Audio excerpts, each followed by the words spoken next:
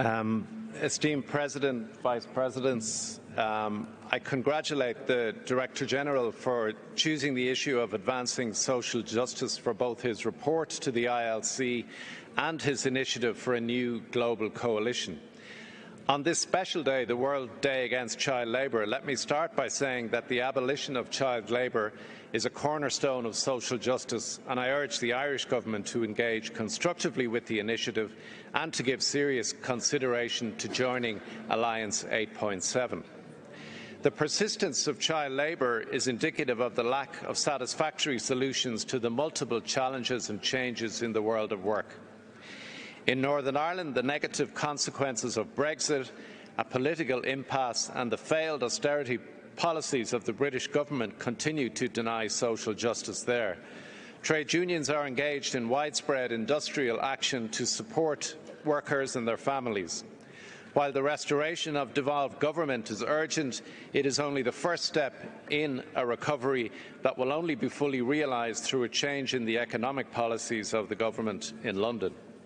In the Republic of Ireland, there have been some positive developments, including the very welcome ratification of ILO Convention 190, the Work-Life Balance Act, which delivers a range of initiatives to help workers reconcile work and caring responsibilities, including the right to request remote work and paid leave for victims of domestic violence.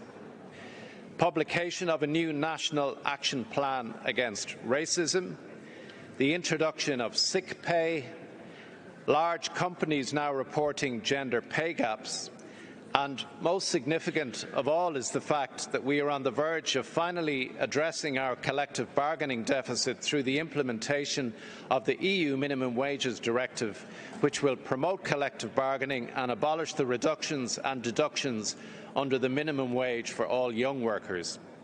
We intend to mount a robust and comprehensive campaign to ensure this occurs.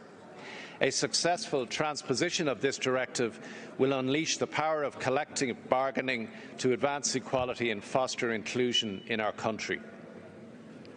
But many challenges also remain, including the cost of living crisis and 1 in 5 workers being low paid, the failure to implement the practice and principle of a just transition in seeking to lower carbon emissions, the proportion of adults who experience sexual violence in their lifetime is 40%, with higher levels for women compared with men, and 60% of those who experience sexual harassment did so at work.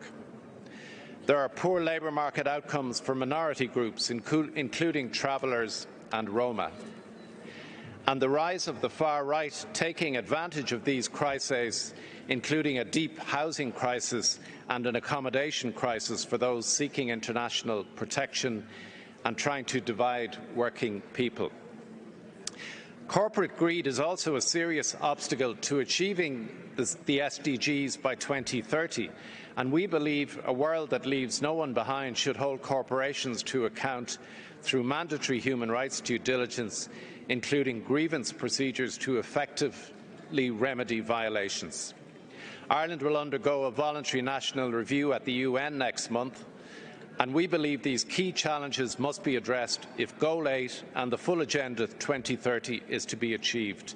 And we fully support the ITUC priorities for the September SDG Summit, a new social contract rooted in a gender transformative agenda for recovery and resilience. I also note the report on the situation of workers in the occupied territories, which paints a very bleak and distressing picture. It highlights the need for urgent action to deliver social justice to the people of Palestine.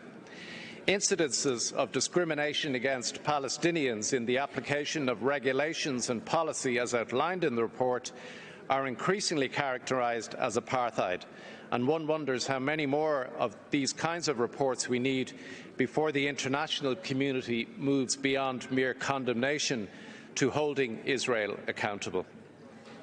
May I send our solidarity to LGBTQ+ colleagues and urge you all to attend the No Turning Back event here tomorrow, which we are proud to support. And finally, President, a special call out for the people of Ukraine and a promise of ongoing support from workers in Ireland. Thank you very much.